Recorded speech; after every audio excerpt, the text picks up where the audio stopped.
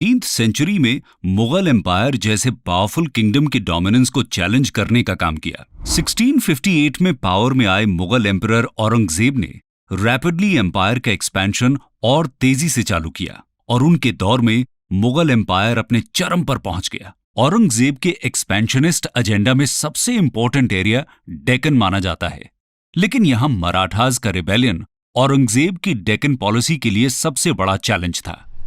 यहां एक पावरफुल राज्य के रूप में मराठाओं के राइज के अनेक कारण थे, जिनमें geographical advantage like mountainous terrain और डेंस फॉरेस्ट्स के आधार पर मराठास ने गुरिल्ला टैक्टिक्स का इस्तेमाल किया। इसके अलावा डेक्कन सल्तनत का कमजोर होना, औरंगजेब की एंटी हिंदू पॉलिसीज और कुछ हद तक भक्ति मूवमेंट और मराठा सेंट्स जैसे संत तुकाराम, संत रामदास और संत एकनाथ के सोशो रिलीजियस यूनिटी के प्रयास भी इनके राइज का कारण बने। मराठा एम्पायर एस्टैब्लिश करने का असली क्रेडिट जाता है शाहजी भोंसले और उनके पुत्र छत्रपति शिवाजी महाराज को। छत्रपति शिवाजी महाराज का महाराष्ट्र की यूनिटी, एम्पायर बिल्डिंग और सिटीजन वेलफेयर में जो इमेंस रोल था, उसके चलते आज भी महाराष्ट्र में उनकी ग्रेटनेस की कहानियां वहां के संगीत और फेस्टिवल्स में सुनी जा सकती हैं। इस वीडियो में हम देखेंगे मराठा एम्पायर के एवोल्यूशन को और बात करेंगे कि कैसे छत्रपति शिवाजी महाराज ने रेवोल्यूशनरी नेशन बिल्डिंग एक्टिविटीज के साथ एक नया इतिहास रच दिया। ओरिजिन। दोस्तों, 7th सेंचुरी के बिगिनिंग में मुगल्स नॉर्दर्न डेक्कन प्लेटो तक एक्सटेंड कर चुके थे। इसी के साथ डेक्कन सल्तनत 5 सल्तनत में डिवाइडेड था। अहमदनगर अंडर मलिक निजाम शाह, बेरार अंडर फतुल्ला इमादुल मुल्क, बिदर अंडर कासिम बारिद, बीजापुर अंडर आदिल शाह और गोलकोंडा अंडर कुतुबुल मुल्क। मराठास मराठी भाषा बोलने वाले पेजेंट वॉरियर ग्रुप को कहा जाता था, जो वेस्टर्न डेक्कन प्लेटो में लोकेटेड थे।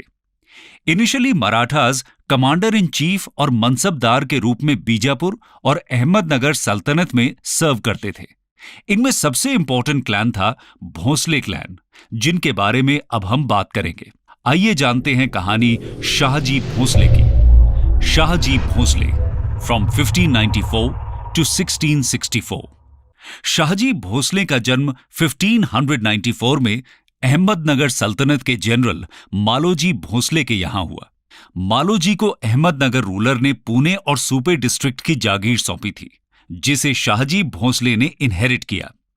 शाहजी भोंसले भी अहमदनगर में मिलिट्री चीफ बने, लेकिन अहमदनगर मुगल्स और बाकी डेक्कन सल्तनत्स के बीच परपेचुअल कॉन्फ्लिक्ट्स के चलते शाहजी भोंसले ने सिचुएशन के हिसाब से स्मार्टली साइड्स चेंज किए, कभी मुगल्स के साथ, कभी अहमदनगर तो कभी बीजापुर के साथ।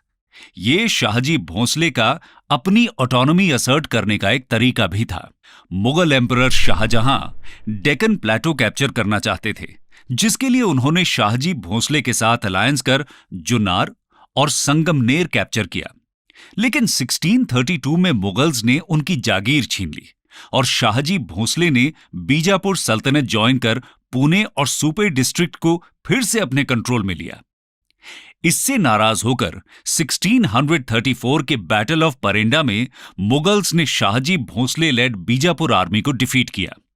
इसी के बाद 1636 में Mughal Bijapur peace treaty sign हुई, जिसके तहत शाहजी भोंसले को माहुली, जुनार एटसेट्रा को मुगल्स को देना पड़ा और वो खुद बीजापुर के साउथ में भेज दिए गए।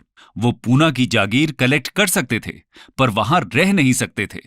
नतीजतन उन्होंने पूना की जागीर अपनी पत्नी राजमाता जीजाबाई और बेटे छत्रपति शिवाजी महाराज के नाम कर दी। छत्रपति शिवाजी महाराज इन्फेंट थे, इसलिए उनके बिहाफ में दादाजी कोंडादेव जागीर कलेक्ट करते थे। यहीं से हम देख सकते हैं कि किस तरह छत्रपति शिवाजी महाराज के पिता ने उनका मार्गदर्शन किया और उन्हें डेक्कन प्लेटो की पॉलिटिक्स में इन्वॉल्व रखा।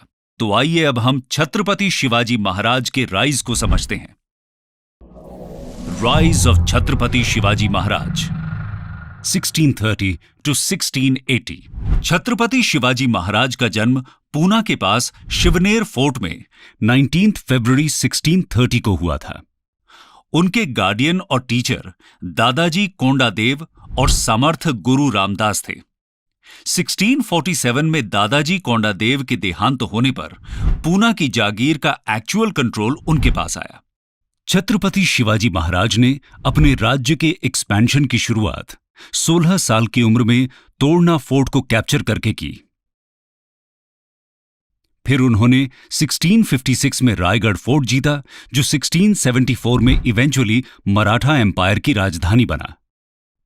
1656 में उन्होंने मराठा चीफ चंद्रराव मोरे को डिफीट कर जावली को कैप्चर किया। इस विक्ट्री की इंपॉर्टेंस यह है कि इसने उन्हें मावला रीजन का अनडिस्प्यूटेड मास्टर बना दिया। बाद में सतारा और कोंकण स्ट्रिप को कैप्चर करते हुए उन्होंने अपने एम्पायर को और भी एक्सपैंड किया और बीजापुर के कई इलाकों पर भी कब्जा कर लिया। इसी एक्सपेंशनिस्ट पॉलिसी के चलते उनका सामना हुआ बीजापुर के आदिल शाह II के साथ at the battle of Pratapgarh in 1659। Battle of Pratapgarh. दोस्तों, बीजापुर के सुल्तान आदिल शाह II छत्रपति शिवाजी महाराज की एक्सपेंशनिस्ट पॉलिसी से काफी परेशान थे और उनके इन्फ्लुएंस को रोकने के लिए उन्होंने सरदार अफजल खान को भेजा। अफजल खान 10,000 ट्रूप को हेड करने वाले बीजापुरी नोबल थे और एबल वॉरियर के साथ कनिंग स्ट्रैटेजिस्ट भी थे। अफजल खान और छत्रपति शिवाजी महाराज की मीटिंग में एग्जैक्टली क्या हुआ, उस पर कई नैरेटिव्स हैं। कहते हैं कि अफजल खान मैसिव आर्मी के साथ प्रतापगढ़ पहुंचे और उन्होंने छत्रपति को पर्सनल मीटिंग के लिए बुलाया और प्रॉमिस किया कि बीजापुर ट्रीजन के लिए उन्हें माफ किया जाएगा। लेकिन छत्रपति कन्विंस थे कि ये एक ट्रैप था। उन्होंने ये कंडीशन रखी कि दोनों के पास कोई आर्म्स और सोल्जर्स नहीं होंगे, साथ में सिर्फ एक अंगरक्षक होगा। उन्होंने प्रोटेक्टिव शील्ड पहना और राइट हैंड में एक वेपन छुपा लिया। कुछ ही दिनों में उनकी मुलाकात हुई और गले मिलने के बहाने अफजल ने उन पर कटार से हमला किया, पर शील्ड के कारण छत्रपति शिवाजी महाराज बच गए। फिर छत्रपति ने अपने वेपन से अफजल को मार गिराया और उनके सोल्जर्स को डिफीट कर आर्म्स एंड एम्यूनिशंस लूट लिए। इसी लड़ाई को बैटल ऑफ प्रतापगढ़ कहा जाता है। आइए अब जानते हैं छत्रपति शिवाजी महाराज की rivalry with Mughals. The rivalry with Mughals. Deccan में दिल्ली के रूलर्स का इंटरेस्ट काफी पहले से रहा है।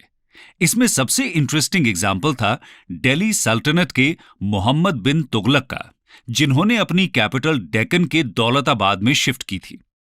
औरंगजेब भी डेक्कन में अपना कंट्रोल बढ़ाना चाहते थे और छत्रपति शिवाजी महाराज की बढ़ती शक्ति से घबराकर उन्होंने शाइस्ता खान को डेक्कन का गवर्नर नियुक्त किया।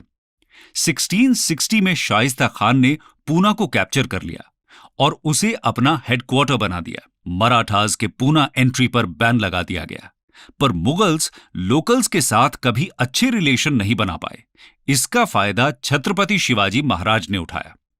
एक रिकॉर्ड के हिसाब से 5 अप्रैल 1663 को एक वेडिंग प्रोसेशन के लिए मुगल्स ने परमिशन दिया था, जिसमें छत्रपति और उनके 400 की ट्रूप्स डिस्गाइज्ड रूप में बाराती बनकर पूना घुस गए और शाइस्ता खान को हरा दिया।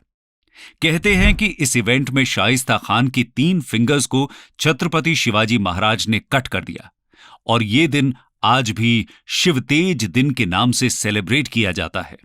हार से हताश औरंगजेब ने शाइस्ता को बंगाल ट्रांसफर कर दिया। 1665 में अंबेर के राजा जयसिंह के नेतृत्व में मुगलों ने मराठाओं पर फिर अटैक किया और पुरंदर फोर्ट कैप्चर कर लिया। यहां ट्रीटी ऑफ पुरंदर साइन किया गया, जिसके तहत छत्रपति शिवाजी महाराज को अपने 35 में से 23 फोर्ट्स सरेंडर करने पड़े। लेकिन मुगल्स की यह विक्ट्री ज्यादा दिन चलने वाली नहीं थी।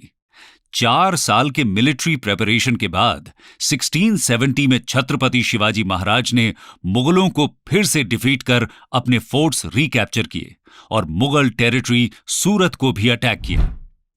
1674 में जाकर छत्रपति शिवाजी महाराज ने रायगढ़ फोर्ट में छत्रपति टाइटल के साथ अपना राज्य अभिषेक करवाया। इसके बाद 3 अप्रैल 1680 को ingenious state builder Chhatrapati Shivaji Maharaj की मृत्यु हो गई, लेकिन उनकी लेगेसी रही और आज भी है। आइए अब जानते हैं मराठास की एडमिनिस्ट्रेशन के बारे में। मराठा एडमिनिस्ट्रेशन। छत्रपति शिवाजी महाराज एक एबल एडमिनिस्ट्रेटर थे। राजा को असिस्ट करने के लिए काउंसिल